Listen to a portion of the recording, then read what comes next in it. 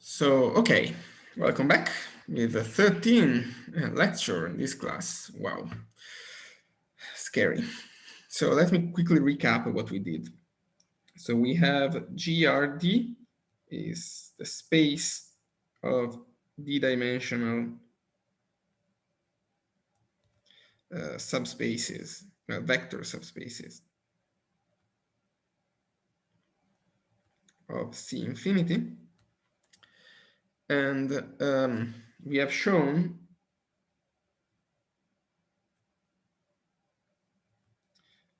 that for every space X, homotopy classes of maps from X to GRD are equivalent to isomorphism classes of vector spaces on X, complex vector spaces. I'm doing this theory for the complex numbers because it's easier and it simplifies some of the stuff I'm going to do today. I might say what you need to modify a bit at the end for if you want to work with the real numbers. So far, everything worked verbatim, but you'll see that today something more complicated happens.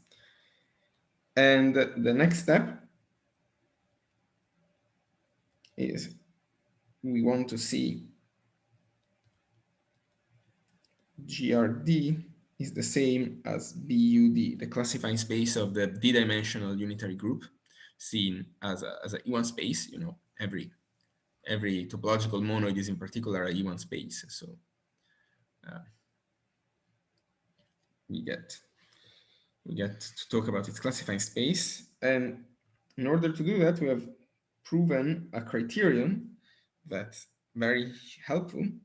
So suppose we have P E to be a fibration, G a topological group,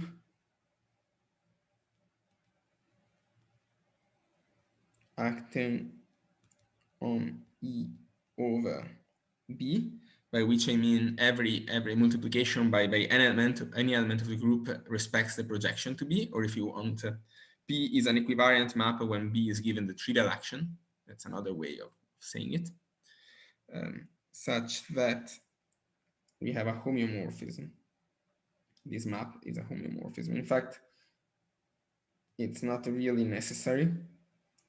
It's enough to say that it's a homotopy equivalence, but for simplicity, since it's the only case where we apply, it's going to be a homeomorphism. Let me just say it's a homeomorphism. And the classical example of these things are principal bundles. Suppose E is contractible.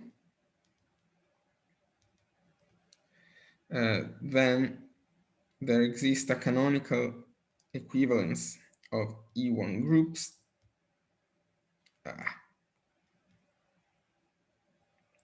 of G with omega B. Sorry, I always forget about this. I want to say a surjective fibration, and here you can put any. This in particular implies that B is connected, and so you can put whichever point you want as the base point for the loop space. And the identification, of course, depends on the base point. But and in particular, BG is homotopy equivalent to B, which is what we're going to use. Okay, so in a sense, this lemma should be thought of as some kind of the analog of the strategy we used to find a fundamental group last semester. So remember, we want to find a covering space whose total space is contractible and with a group that acts simply transitively on each fiber with covering space automorphisms. And we had this identification of this group with the fundamental group of the base. This is sort of the same thing. You have to ask for more, of course. You have to ask, well, simply transitively, it's basically this condition here. That's this plus some minor topological compatibility. It's trivial, for example, when P is a fiber bundle. So that's not particularly important, but we have to ask that E is contractible. And then our topological group actually sees the whole loop space, not only its pi node, not only the pi one of the base. So instead of simply connected, we look with contractible, and we see the full loop group. Okay, so let's apply it in our case. So we want to find a vibration over GRD. And that's going to be fairly easy. So let us consider MCN C infinity, and we call this VD, or sometimes it's called VDC infinity, but I'm going to just write VD for brevity, which is the space of isometric embedding of Cn into C infinity. You can think of it as the collection x1, xn. Ooh, sorry, this was supposed to be a D, of course. x1, xd, such that the norm of the xi's is 1 and xi is orthogonal to xj for I different than j in C infinity to the D. That's because every embedding is uniquely determined by the image of the basis vectors. So I just need to give an orthogonal set of dimension D in C infinity. We have a map P from VD to the Grassmannian that sends every embedding to its image. And as I said, you have to check that this is indeed continuous by the topology I've put everywhere, but it is, because if you under the correspondence with projections, this is just F transpose. No, I'm using this, I think, for a transpose. And this actually, you have to check this multiplication actually makes sense, but by the finiteness assumption that we have on C infinity, this actually does make sense.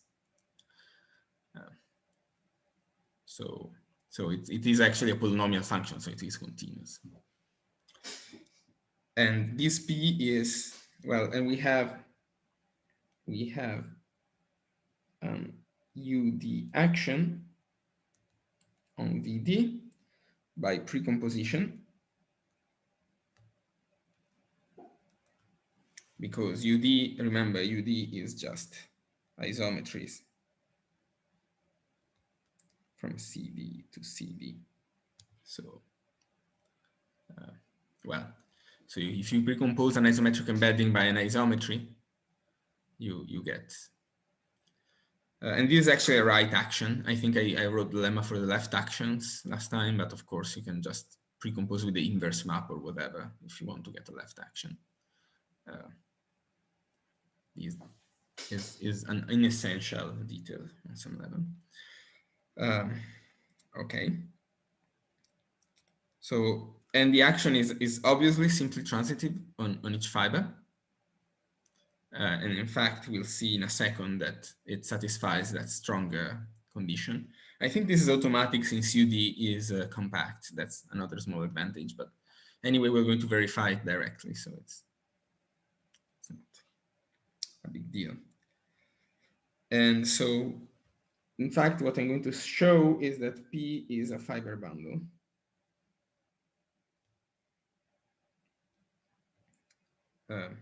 And even more,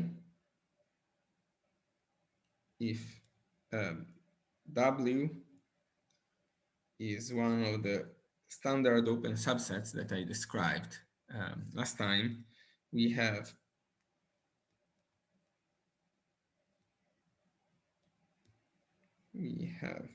a UD equivariant homeomorphism. W times UD, sorry, UD times W, P inverse of W.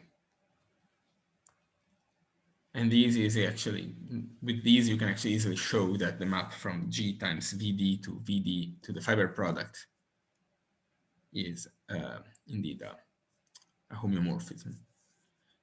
It's obviously bijective because the action is simply transitive on each fiber, and then it's open because you can check on these open subsets of E. Well, okay, you have to check on their fiber product, but still. So this condition is actually the condition of being a principal G bundle. And yeah, and this is, well, this is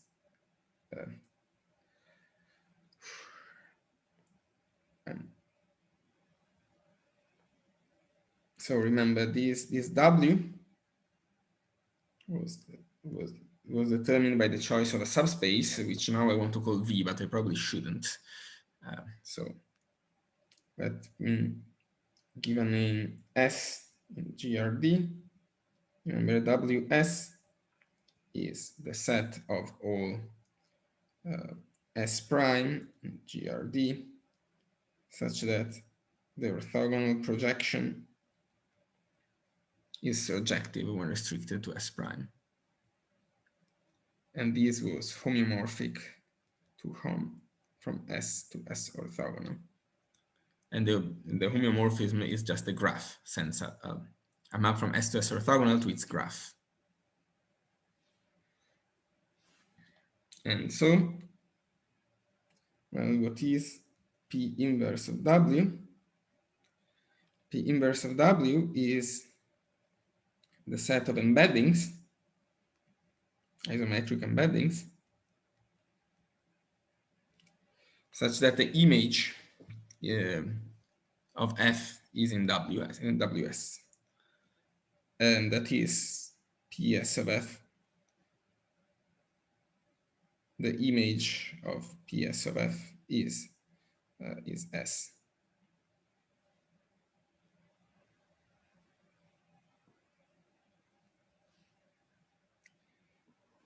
And well, you can, so this map is supposed to be, so let us choose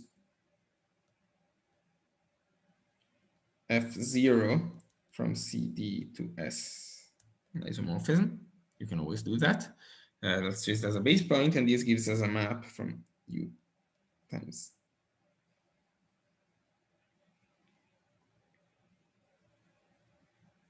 W to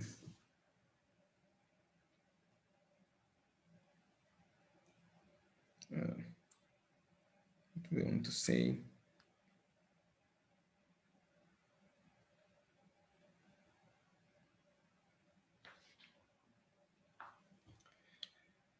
I want to construct an inverse map here to the multiplication map. And so if I have such an F, I can send it, all right, yes. I can send it to F0 inverse PS F, comma, the image of F. That is, this gives me a map from CD to C infinity, but that this projects. So this lands into S. And then you can use F0 to go back. This essentially is telling you which change of coordinates you need to pick. And sorry, can you remind me what the capital PS? Oh, sorry, PS from C infinity into S is just the orthogonal projection onto S. Okay. This is just some basic linear algebra. Again, it is fairly obvious that the map is simply transitive in each fiber. You just need to show that the inverse map is continuous. And I gave you a formula for the inverse map. And it is continuous. So in particular, P is a fibration because it's a fiber bundle. And the condition, and it's in fact a principal bundle. Principal bundle. So to prove GRD is equivalent to BUD, we miss we are only missing one step.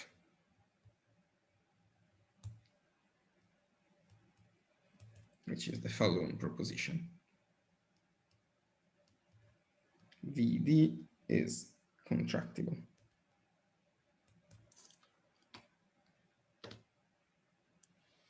Okay, questions before I go for this maybe sketchy argument of the tech to show that this satisfies the technical hypothesis? No. Okay. So let's do the geometric part and prove that this guy is indeed contractible. This goes in 3 steps. It's a bit confusing. First of all, I'll do what Joachim wanted me to do, and I'll consider a bigger space, the space of all embeddings that are not necessarily isometric, so injective, C-linear maps. This contains VD, of course. And step 1, the inclusion VD inside VD tilde is an homotopy equivalence.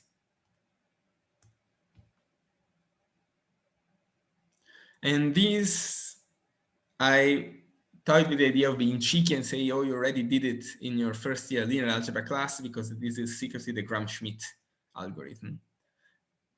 If you think of it, this is D sequences of D things that are orthonormal, and these are sequences of D things that are linearly independent, and you did the Gram-Schmidt argument that tells you exactly how to retract from one to the other. But let me give you the details. But you'll see that it is essentially the Gram-Schmidt algorithm. So actually, I think when I took the class on this, the professor said something, oh, and as an exercise, check that the Gram-Schmidt algorithm gives you a retraction. It is kind of obvious, but let me be a bit more explicit.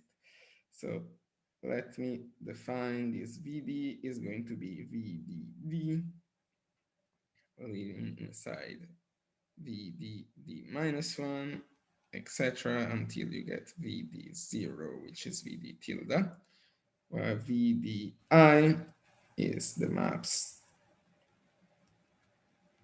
which are injective, C linear, and F restricted to C to the I is an isometry. So we filter it one basis element at a time. And we're going to show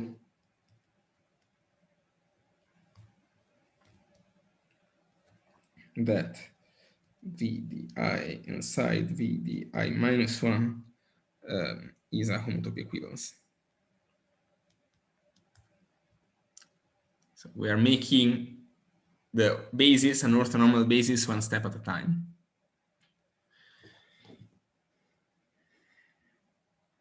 And okay, let's go one step further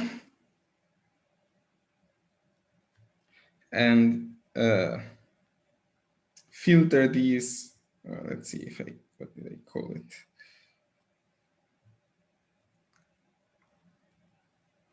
One small piece. So remember, these are the first if coordinates. If you want x1, xi is orthonormal, and this is x1, xi, x1, xi minus 1 is orthonormal, where xi is the image of ei under this correspondence I gave before.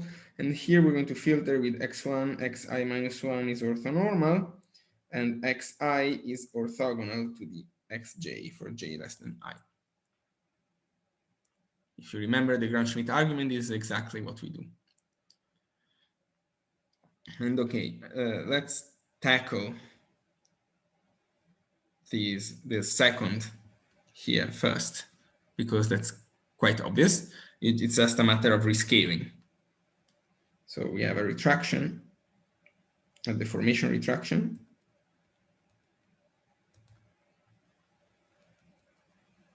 Sorry, not this one. This one I wanted to say. This one is just a matter of rescaling. prime to VDI. So this was 0, 1 actually. And essentially we send t times x1 xn to x1 xi minus 1. And remember, we need to fix the norm of it. So we take t plus 1 minus t over the norm of xi times xi plus 1 xn. And this indeed just gives me a deformation retraction. So actually, maybe I should say the deformation retraction is a map like this. That it's a that factors through the inclusion at 1 and is the identity at 0.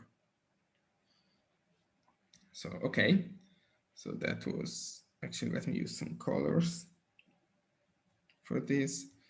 And the second one is trickier, but if you've seen Gram-Schmidt again, you just need to kill off the projections of xi onto xi minus 1, x1, x1 minus 1. So again, we get a map like this, deformation retraction.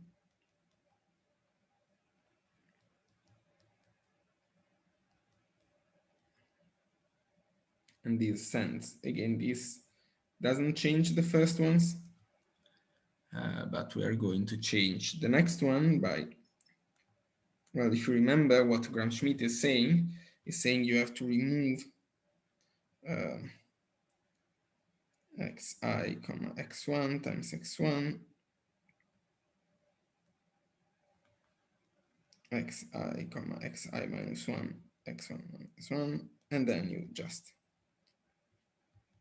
don't change the other coordinates, and to get a homotopy you just stick a t in front of this and you're done.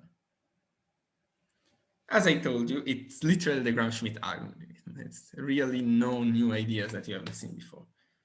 Maybe no one ever told you that the Gram-Schmidt algorithm is secretly a reduction of the structure group, but it is. So, okay. So, upshot, it's enough to show the tilde is contractible.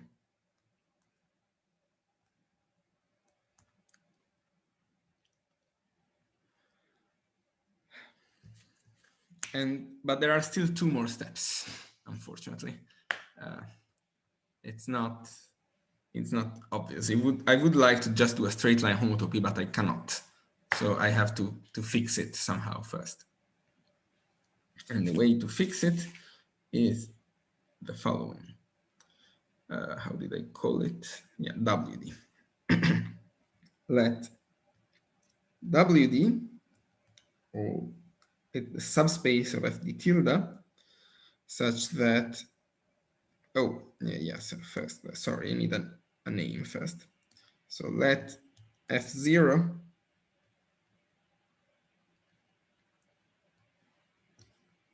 tilde the standard embedding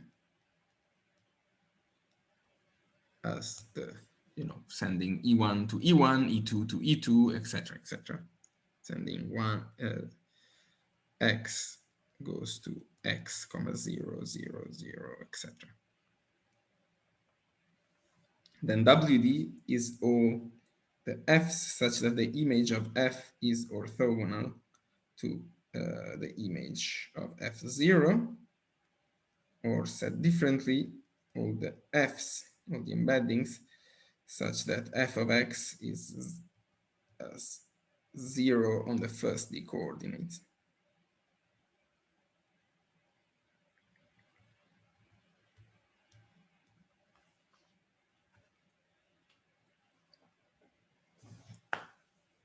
Okay.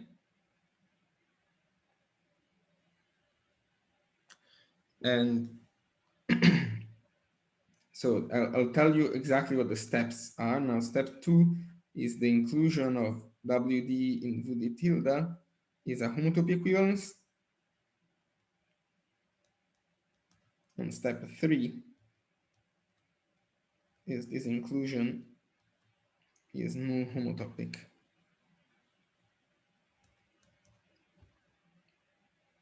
And putting step 2 and step 3 together, we get our thesis. Step 3 is the easier one. So actually, let me tell you how you do it. This is just, you get a map 0, 1 times WD into V tilde, which just does a straight line homotopy with F0. And you can check that for every T, this map is indeed injective. And that's the reason why we restricted to WD. Because this map is. So here you can just do a straight line homotopy. So it's only step 2 that's missing. Step 2, we still have a deformation retraction. So let TD from C infinity to C infinity, the map that sends x to 0, 0, x. These are the first D coordinates. So that's a shift. If you want, I could write a matrix representing T to the D, but I expect everyone is able to do that. And this is an injective map.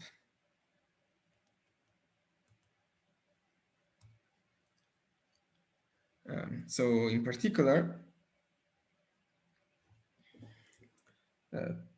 you have a map from VD tilde to WD, sending F to T to the DF. Just shifting. And I want to say that this is part of a deformation retraction. And magically, I'm going to be able to do just a straight line homotopy. Again. Sending F comma T to TF plus 1 minus T to the DF. And you have to check that for every T, this map is actually injective. So we need to check that for every T is injective. And what it boils down to is to check that if Tx plus 1 minus T to the dx is 0, this implies that x is 0. Yeah. That's what it boils down to.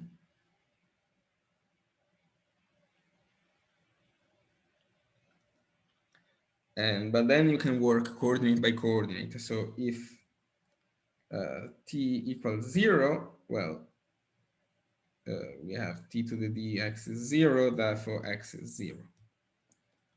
So suppose T is non-zero, then on every coordinate we have T times xi plus 1 minus T xi minus d is 0, where the negative coordinates are always 0. And you go by induction. On I. For example, tx 0 is 0, therefore x0 is 0, and then you go by induction, and you get all the coordinates into 0. And that's the end of the proof.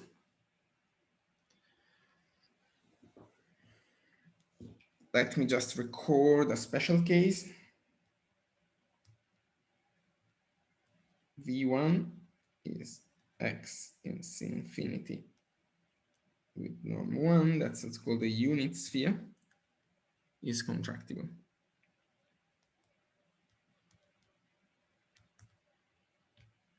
Because that is sometimes useful. And there are couple of exercises using this fact in the exercise sheet.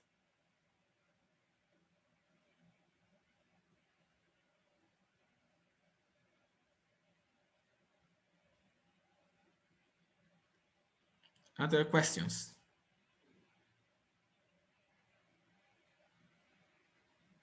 No, good. So everything so far works with real numbers as well.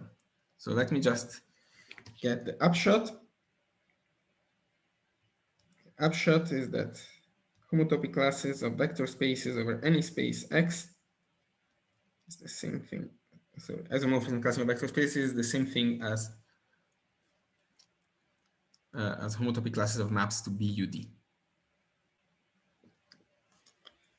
Okay. And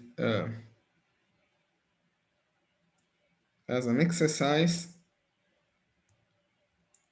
if P from E to X is a vector bundle,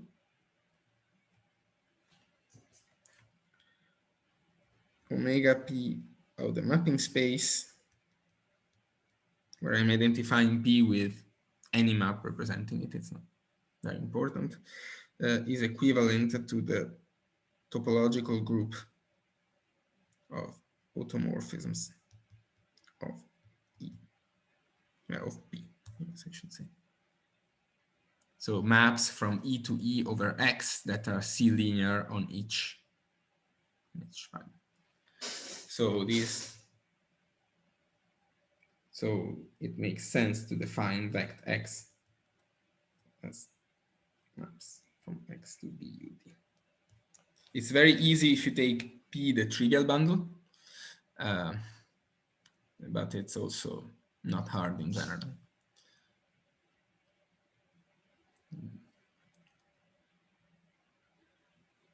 Essentially because you can reduce always to the case of a trivial bundle by looking at open subsets in the base.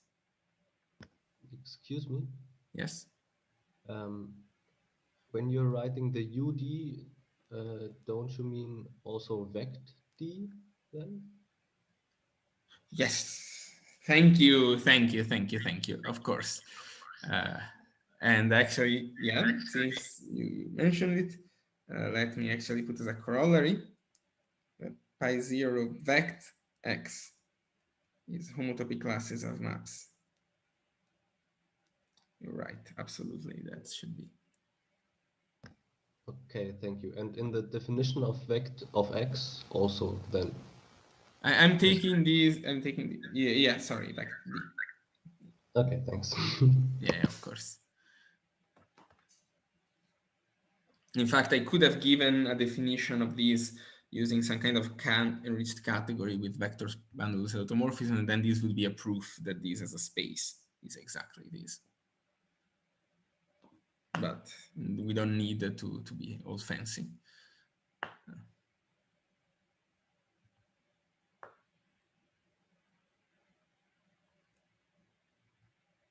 Okay. The corollary is, well, the proof you can reduce to the case connected is X connected, since both sides send coproducts to products, and then every vector bundle has a precise rank.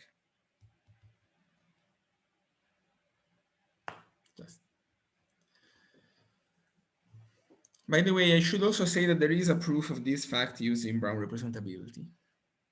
I was uncertain whether to do that, the one I did, or that other. You can try to think about it. It's not unlike the proof I gave as an exercise for covering spaces. Of course, it's slightly trickier to show that the representing space is exactly this guy. You need what's called a clutching function. I don't know if you've ever seen them mentioned, but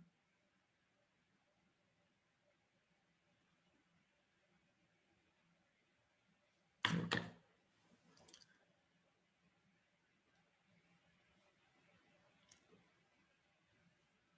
Okay, questions? Because it is time to reintroduce E-infinity spaces in the mix, because vector bundles have a operation you can do on them. You can take the direct sum of them. And we want to say that this gives you an E-infinity structure. So let's do it for vector spaces. So definition. I think I was a bit inconsistent in my notation in the notes.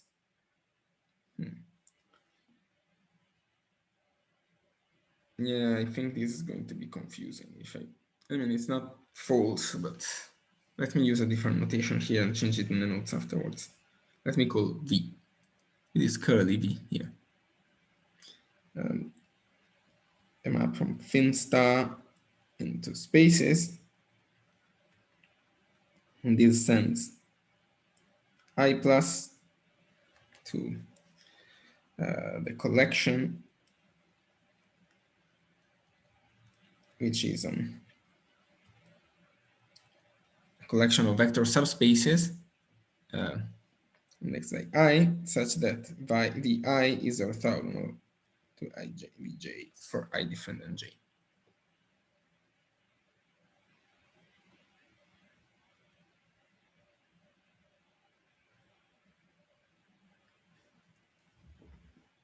So in particular, V of 1 plus is equivalent to this space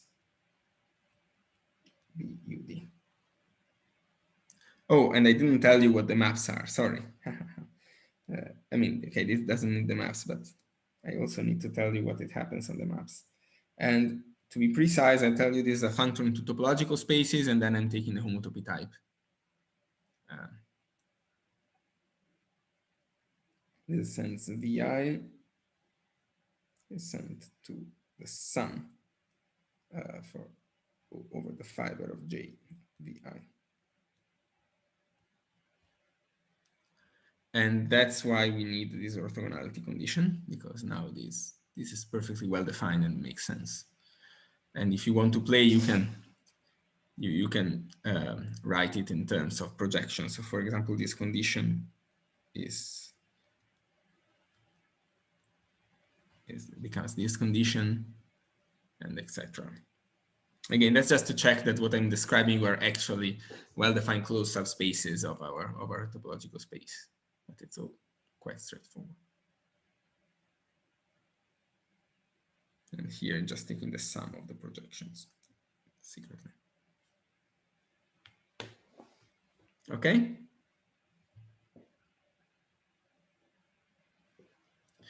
So that's a functor.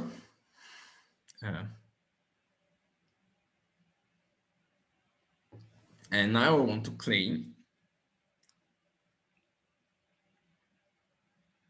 that V is an E-infinity space.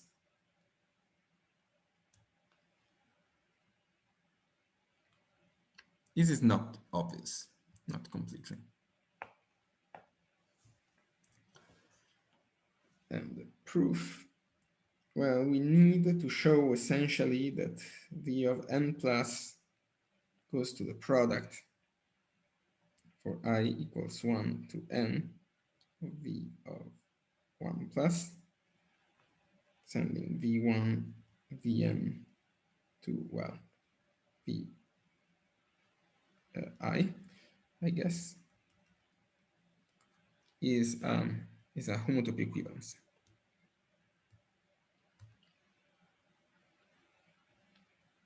The characteristic maps, remember, just send every element of I, sends the ith element to 1 and everything else to the base point. So this sends the characteristic map at I just sends the collection of the VI's to just the ith component of this collection. And note that this is not a homeomorphism, because this is just the space of all n-tuple of subspaces, but this is the space of n-tuples of pairwise orthogonal subspaces. So it's actually a subspace inclusion. And I'll show you that it is indeed a homeomorphism. This is again some version of Gram-Schmidt, but I'm not going to to do it that way. I'm just going to use what we already did to deduce it.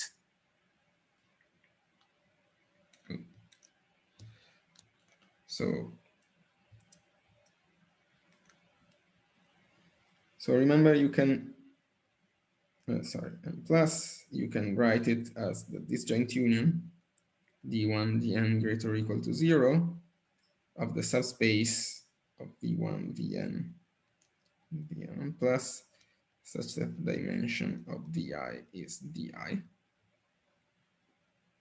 That I can definitely do.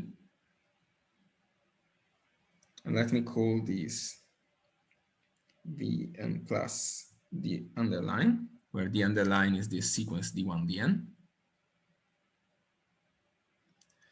And so what it boils down to is to show that this map,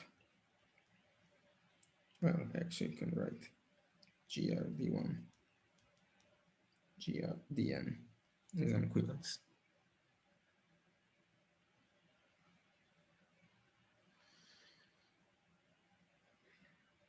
And now why am I doing this? Well, because as it happens, I have a map from the Stiefel manifold of dimension of rank d1 plus dn here. In this sense, f from c d1 dn into c infinity to the image of f restricted to the di component. Sorry, I1 to n. That's why I want isometric embeddings. This is where it's starting to be convenient to use UN instead of GLN. Because I have this independence condition for free. And you can redo the proof as before.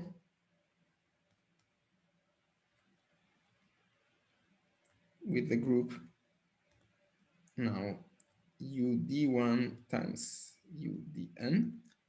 You can think of acting on CD1 plus DN as block matrices.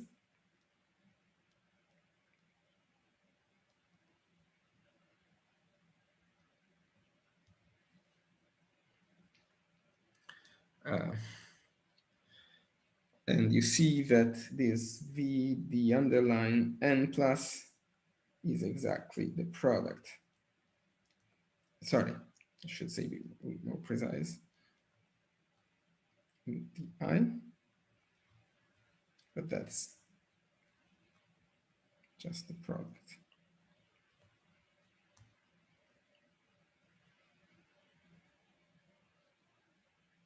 Because B commutes with products, being a geometric realization, with finite products.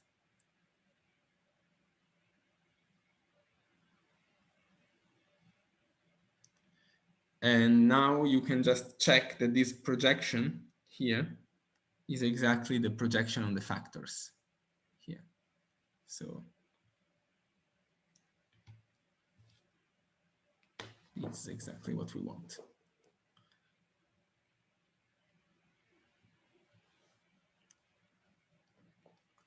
I think it is not impossible to construct a chain of deformation retractions as in the previous proof, in this case as well, but I'm very much not planning to do that.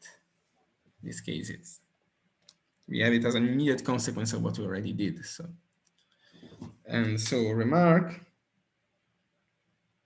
so first of all, pi 0 of V is just the natural number with the obvious monoid structure. But we can do something more. We can do also for any space map X into V, which is just the functor that sends I plus to map X into V of I plus, is also an infinity space. That's just obvious because you can, every time you have a functor that respects finite products, you can apply it to an infinity space and get another infinity space. And pi 0 of maps from X to V Well, we know it's the isoclasses of vector bundles on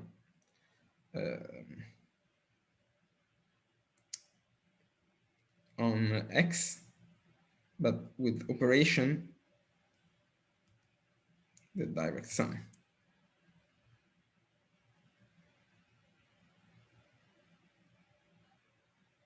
Why is it so? So in fact, how do you define the group operation, the monoid operation, sorry, on P0B? So you go pi0 map X mu 1 plus pi0 map X and 1 plus. So that's just pi0 of maps from X 1 plus times 1 plus. You precompose with this map that's invertible but goes in the other direction.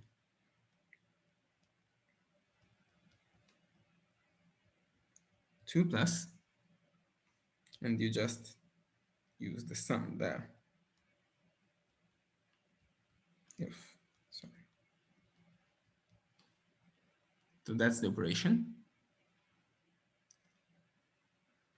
And so what this boils down to, we have a vector bundle here, and we have another vector bundle here, which is the same thing as a map from X to the Grassmannian.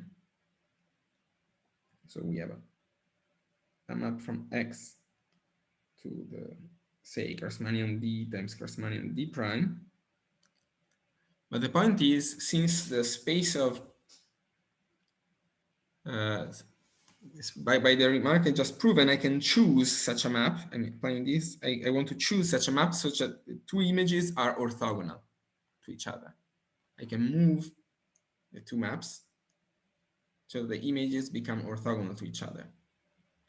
So let me choose this f prime such that for every x, f of x is orthogonal to f of x prime. And I can always make a choice. And then the map here is just literally I take the direct sum pointwise. F of x prime is sent to f of x.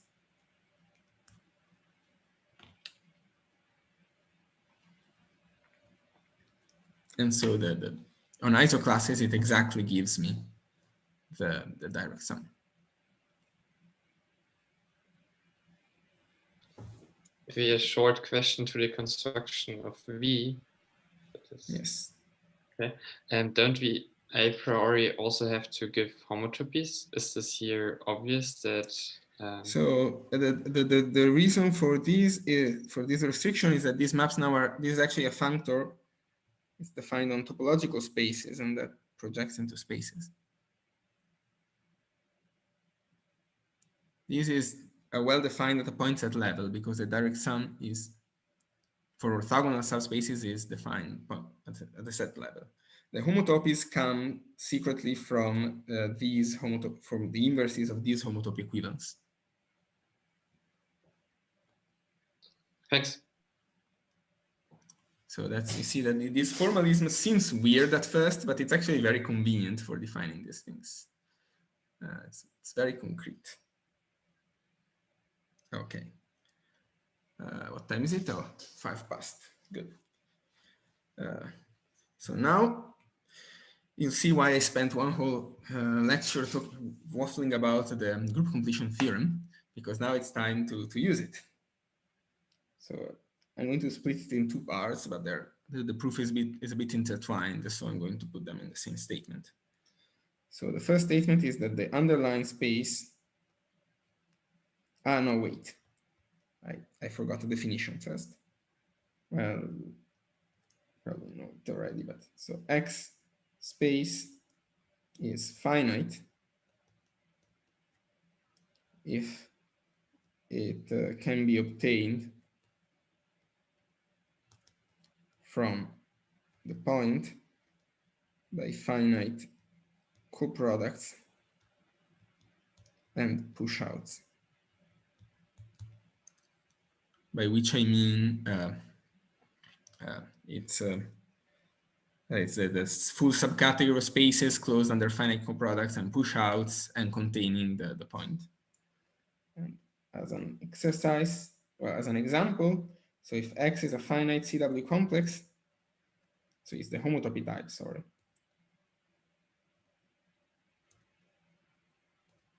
Of a finite CW complex, then X is finite, because you can go through the cellular filtration and at every step you just push out a bunch of maps from the sphere. Oh, and of course, particularly since the suspension is a push out. And as another exercise, actually, the vice versa is also true. This is slightly harder, and I leave it as an exercise. You have to show that if you have a finite space, you can build it by attaching finitely many cells in the right order. And here you have to secretly use the fact that homotopy classes of maps between spheres are contractible if n is less than n. Essentially, when you take an attaching map, you have to move it to the smaller skeleton. We did some kind of these arguments last time. It's not very important for the following, but it's an exercise. And more generally, X is finitely dominated if it is a retract of a finite space. It is actually not very important, but since it is the smallest hypothesis in the next theorem, I wanted to. And not all finite spaces are finitely dominated. There is a famous abstraction due to Wall. You can exactly find the condition that tells you when a finitely dominated space is finite. It's a K-theoretic kind of abstraction. K-theoretic in the sense of algebraic K-theory. It's a very fascinating story, but unfortunately we have no time. I think there was a talk about that touched slightly on Monday about these things. Maybe, I don't remember if Jonathan actually talked about the Wall finite universal abstraction, but it's part of that circle of ideas of surgery theory. No, he didn't. Okay. It is that. It's sort of the baby version of the theorem he was talking about. But okay. Anyway, as a proposition, so let me write it as two statements. So first of all, the underlying space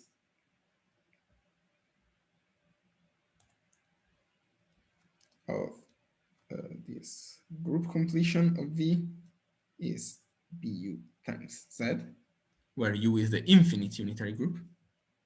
U is the union of UN, that is all matrices, all the infinite matrices of this form.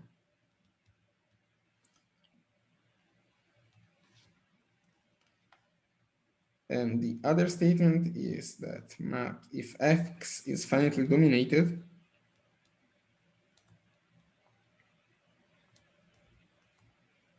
maps from X to V. So remember, this is the space of vector bundle and a group complete. Then this is maps X. I can move the group completion inside. In particular, maps from X to BU Z is grothendieck group of vector bundles on X. That is groups of all formal differences of vector bundles of X. So maybe it's not EE, it's in particular, because it's actually a stronger statement that you can move the group inside. Although the proof is pretty much the same of the weaker statement. Okay. Is it clear what am I doing? Okay. So let's do first the first statement. So by the group completion theorem,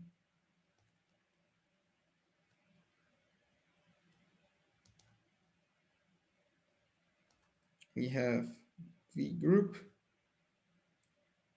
is, oh, sorry. So remember, pi 0 of v I said was n, so I can take x equals 1 in n. It was in the hypothesis of the group completion theorem. So we have that the group completion of v is the telescope of 1 in v plus, with the plus construction. So let's compute the telescope. And in fact, we will see that the telescope is simply connected, so the plus construction will be unnecessary. So what is this telescope? So it's the colimit of adding 1. So we have this plus 1.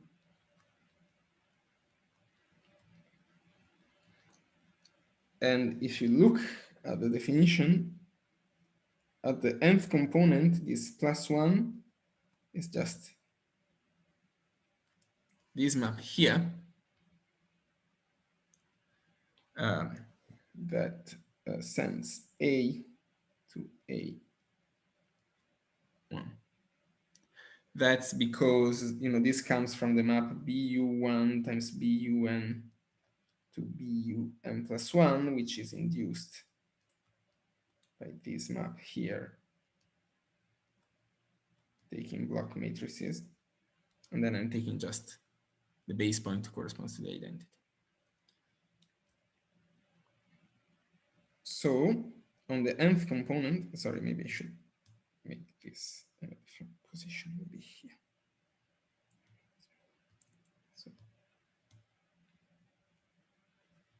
So on the nth component,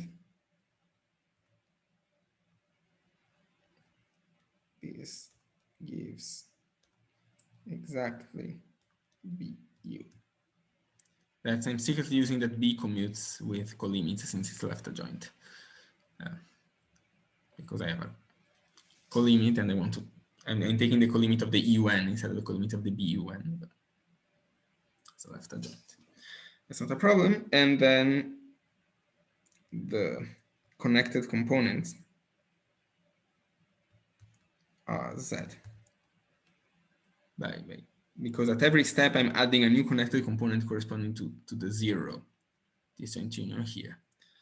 And you can see that, well, okay, the connected component is just the colimit of n plus 1, n plus 1, n plus 1. And that's, okay, that's that. I mean, that should be fairly clear for everyone how this works. There's colimits in sets. Okay, so tel 1v is bu times z. And now pi 1 of tel 1v is pi 1 of bu. It's pi 0 of u. And I'm pretty sure we saw at some point last semester that this is in fact connected. But if you haven't seen it, well, let's see. What's the quickest way of showing it? Well, okay, at some point we saw that there is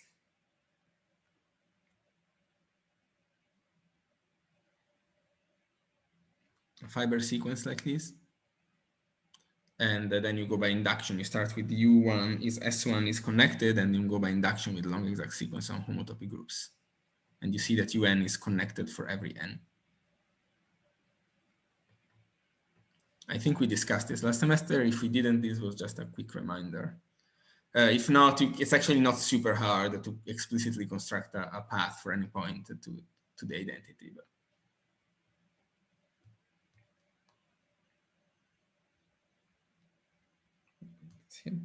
so tel 1v plus is tel 1v.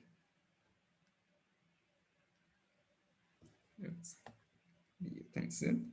And this does the first statement. Now, and this was, so therefore this is the GP. So now the second statement is, let us consider map GP. Is this clear? Am I going too fast in this argument? No? Okay. So now let's try to understand this. So, okay. I could give you actually a similar proof, but certainly we can consider this mapping telescope, where 1 is the constant function at 1, or if you want, this corresponds to the trivial vector bundle of rank 1. Now here the magic appears. Here use that X is finitely dominated. I probably should have given as X as S before, but since X is finitely dominated, mapping out of X commutes with filter colimits. Why is it so? Well, okay. The remark, the property map X blank commutes with filter colimits is closed under finite coproducts, push-outs, and retracts. That's actually an exercise, isn't it? So, and it's true for the point. And so it's true for all finitely dominated spaces. But then this is map X. That's what we proved. Okay. But then this means in particular that pi 0 tell 1 map X V is a group. So X has the property. So inverting X, this is just pi 0 map X with X inverted. So X has the property that every element is a summand of some multiple of X. X has the property needed for the group completion theorem.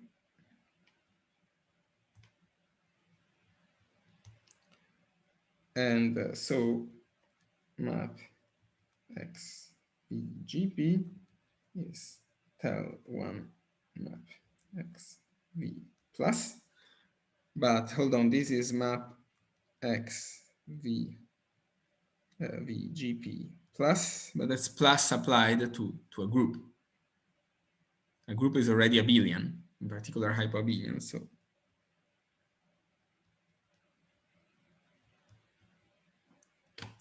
there is nothing else to be done.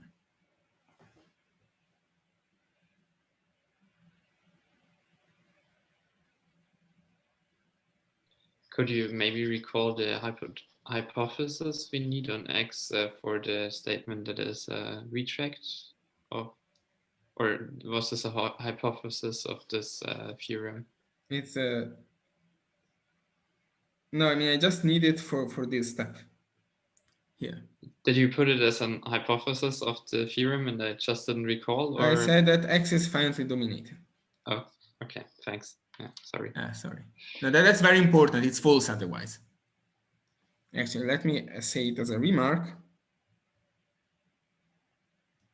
X finitely dominated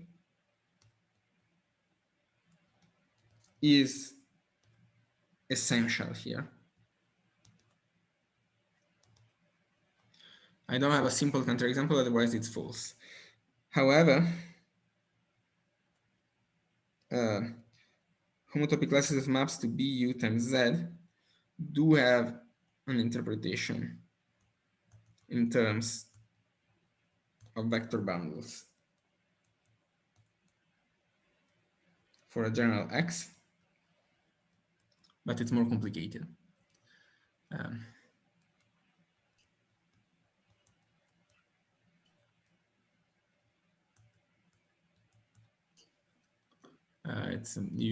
There are a couple of choices you can make actually to use such an interpretation. The one I prefer uses what's called the Freidon complex, which is the analog of a perfect complex in the algebraic geometry setting, if you've seen that before. You can do a topological version of this story. Can you scroll up a bit? Yeah, sorry.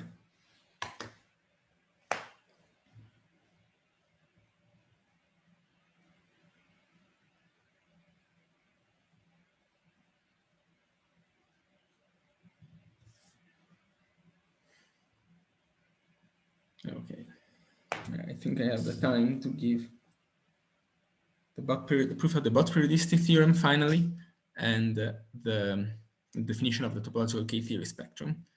And then Monday, I think I'll do some more examples and maybe some computations of the corresponding cohomology theory to topological K-theory. I will see. I don't think it makes sense to introduce a new topic on Monday, honestly. And I think you need maybe some more examples.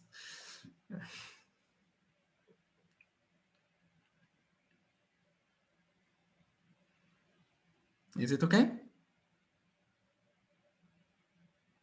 By the way, maybe I should mention this fact that X has the property needed for the group completion theorem. You can actually prove it directly if you want. If you remember last time I did something like over a compact space, every vector bundle as a complement, you can always embed it into a trivial vector bundle.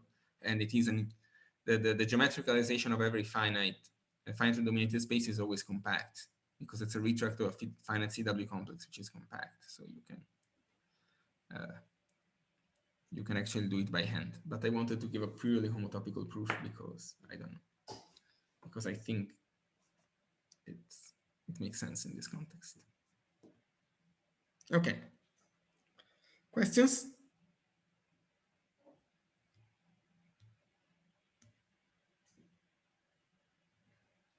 If not, it's time to prove a major theorem. And you will be surprised how it falls down magically. It's about periodicity theorem. In fact, for the first statement is not really the Bott periodicity theorem, but it's going to, the Bott periodicity theorem is going to immediately follow from it. The classifying space of this infinity monoid that I described is just U.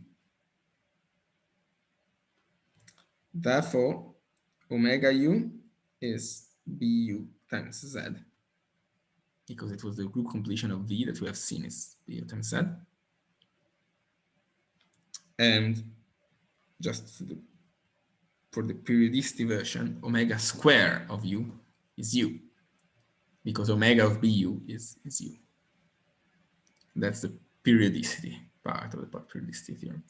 And maybe I should say that this proof, this approach,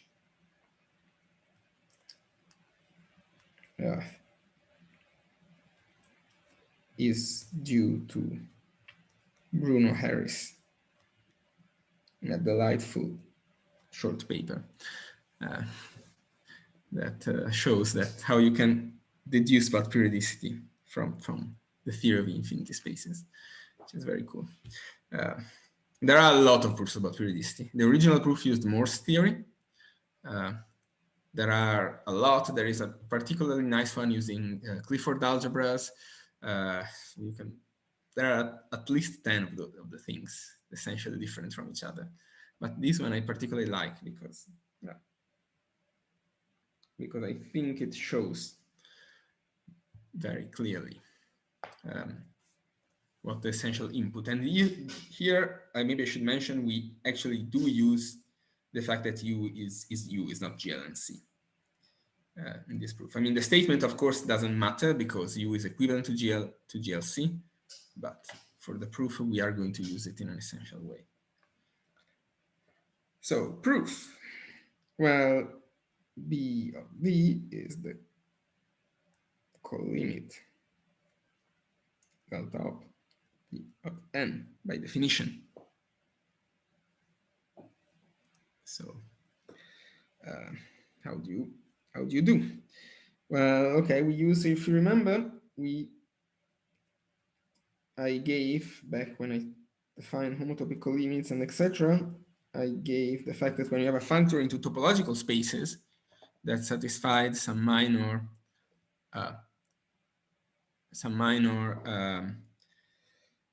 cofibrancy conditions, that is, the face maps needs to be cofibrations, which is true in this case. You can realize this as a quotient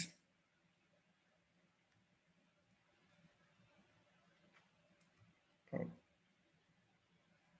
well, okay, greater or equal than 0 modulo a certain equivalence relation. That's the same for the ordinary geometric realization. So that's, I'm going to prove that this particular model here, maybe I should say, is homeomorphic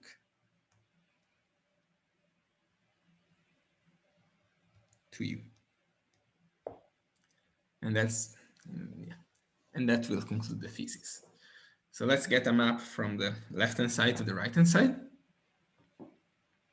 So what is an element on the left-hand side? An element on the left-hand side is a sequence T0, Tn, and then we have spaces V1, Vn that are pairwise orthogonal.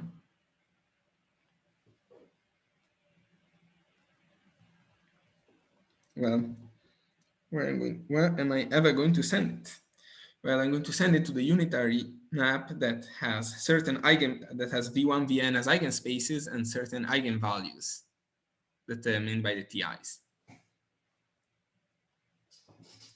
So in formulas, let me write down the formula so we are precise people. So first I say that my U is going to be the identity as eigenvalue 1 on the orthogonal of the sum of the VIs. And then I get E2 pi I T0 V0. So this is, remember that we want a unitary matrix. So the eigenspaces need to be orthogonal and the eigenvalues needs to be complex numbers of unit modulus. That's what it means to be orthogonal. That's to be unitary, sorry. So we have this. And then T V1. I T0 plus T1 times V2. And then you go 2 pi I T0 plus Tn minus 1 Vn.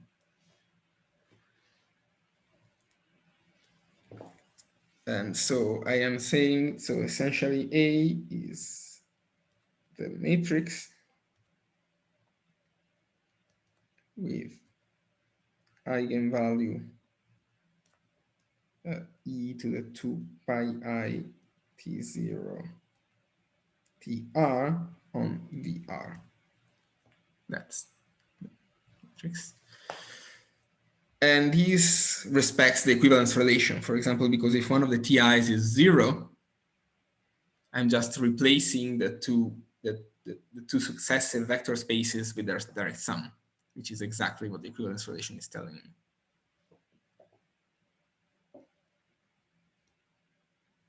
Specs. Oh, sorry. Why did I put VI? I want the projection, of course. Otherwise, sorry, that wouldn't make sense. This respects the simplicial relations.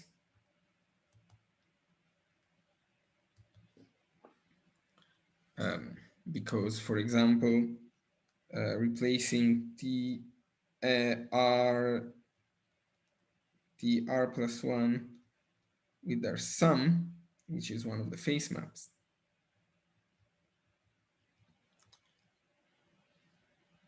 is the same as removing VR plus 1. Right, and the same, and adding a 0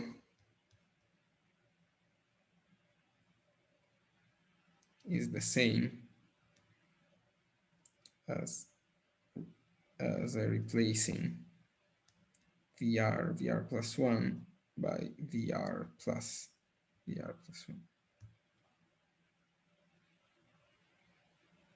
So this respects the simplicity relations. If you write it down, it does. So it passes through the quotient. And now I'm going to say it's a homeomorphism by the spectral theorem. Because the inverse, so the inverse works like this. We have A in U. This has some eigenvalues. Well, it certainly has one because this is the identity outside of a finite dimensional vector space. Then you have lambda 1, lambda n, lambda I.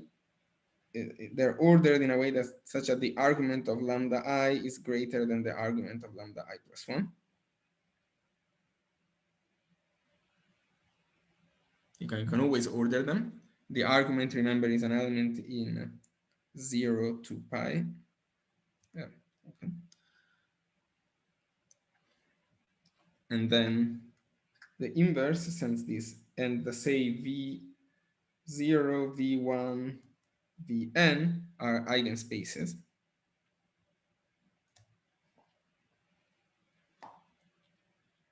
And these sends A in the end is sent to, well, I'm taking V1, Vn as the spaces. And here I take, so what was it? Argument of lambda 1 over 2 pi, argument of lambda 2 minus argument of lambda 1 over 2 pi, blah, blah, blah. And in the end, you just add 2 pi minus argument of lambda n over 2 pi. So that the sum indeed does 1. And this gives you an inverse. And you have to check that it's continuous, it's continuity of eigenvalues and etc. But and actually, to see that it's continuous, you can actually reduce to compact subspaces on both sides. Like U is the union of the UNs, and here you can take the subspace of the V's that are contained in C to the N. And you can see that it's a homeomorphism on these compact subspaces, because it gives a bijection on each of these compact subspaces, and then you filter it and you get it. Indeed, that's a homeomorphism. That's kind of a minor point. I don't want to spend too much time on pointed topological issues, but this is also another way in which the compactness of UN is helpful. Although here we need it also to apply the spectral theorem, because for GLN this wouldn't work at all. For GLN, this map won't be an homeomorphism.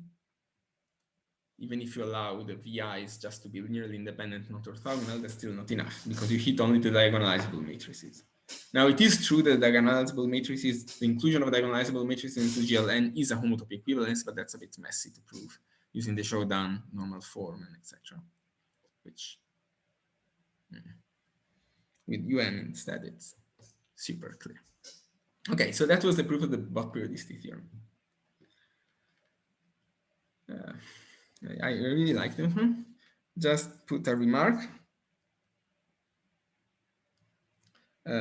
This is not enough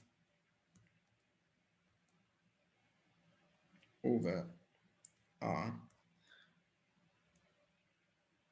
Over R, this shows that omega of U mod O is equivalent to BO times Z. With the same proof, you can play it a little bit. The trick to notice is that U mod O is the same thing as symmetric unitary matrices. You have to do a bunch of linear algebra, but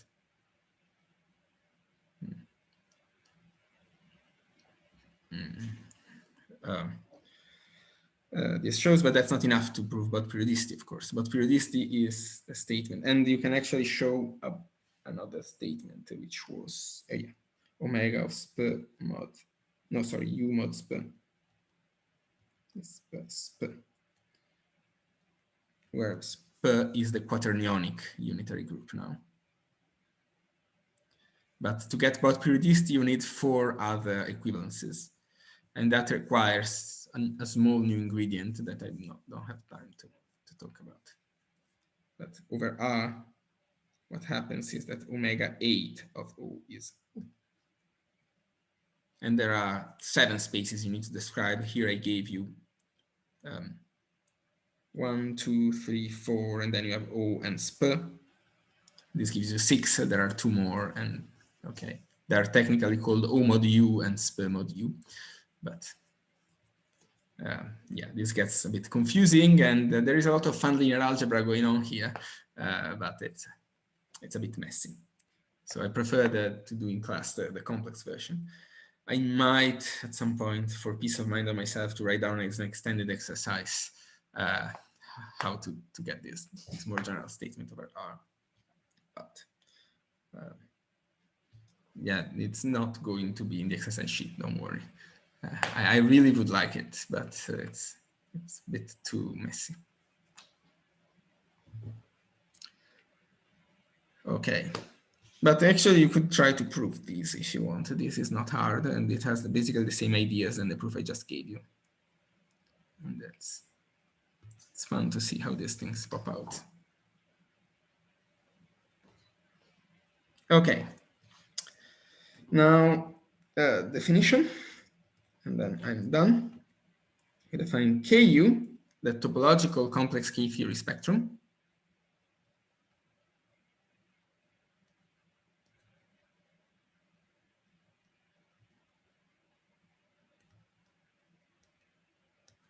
Is the spectrum Bu times Z, U, Bu times Z, U, Bu times Z, etc. with homotopy equivalences. You need to specify them. They're the ones that are given by the bot periodicity theorem.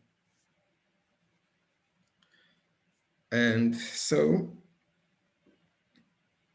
homotopy classes of maps from sigma infinity of X plus to Ku are the same thing as pointed homotopy classes of maps here, which are the same thing as just plain homotopy classes of maps from X to Bu times Z, which is pi 0 vect X group when X is finitely dominated. And these, remember, this was K used 0 of X.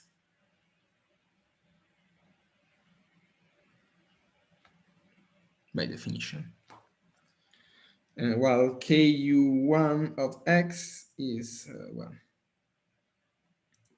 I don't know a better description than homotopy classes of maps from X to the unitary group. It is what it is. Should be fairly concrete anyway. And in fact, Ku has this magic property that Ku is periodic. So this is Ku0 of X if star is even, and Ku1 of X if star is odd. In particular, Ku is very, very far from being a connective spectrum. That's our first important example of an actually honest-to-God non-connective spectrum. So pi star of Ku are Z and 0 for star even and for star odd. And that's a very important spectrum. And maybe I should also mention that using real bot periodicity, which I haven't proven,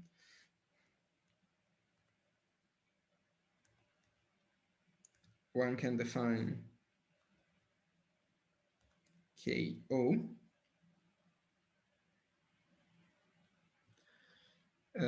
and the homotopy groups of Ko. Maybe I think I'm morally obliged to mention them I learned this mnemonic. There are 8 periodic, and I learned this mnemonic from Mike Hopkins. So there, is 0, and then 0, Z to Z to 0, Z, 0, 0, 0, Z. Sorry, it's ridiculous, but since Mike Hopkins told me this mnemonic, I never forgot these groups anymore. So this is star congruent to 1, star congruent to 2, star congruent to 3, star congruent to 4, 5, 6, and 8, mod 8. Z to Z to 0, Z, 0, 0, 0, Z. Okay, this is slightly more complicated as the fits the more complicated notion. And yeah, I don't think I want to. There are many things I could say. Actually, the best way of thinking of KU is that there is a complex conjugation action on KU, and you can think of KO as its homotopy fixed points. And that explains the more complicated nature here. You can actually deduce these things from these things plus how the C2 action acts on KU. But that's a huge story, and I really wish I had the time to do it. But I think at least as a hint of how these things work. And I think that's all I want to say for today. Monday, I'll do presumably some examples and some computations and K-theory of complex projective spaces and stuff like that.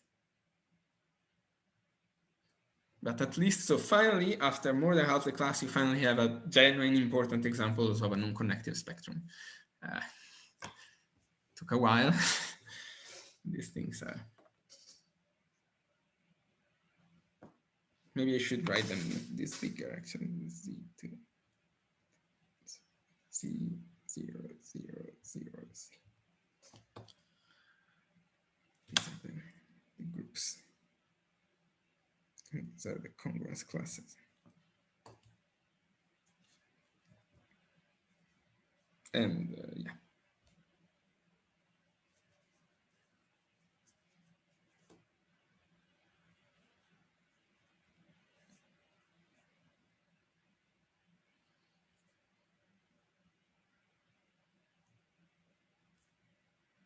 Questions? If not, let me stop the recording.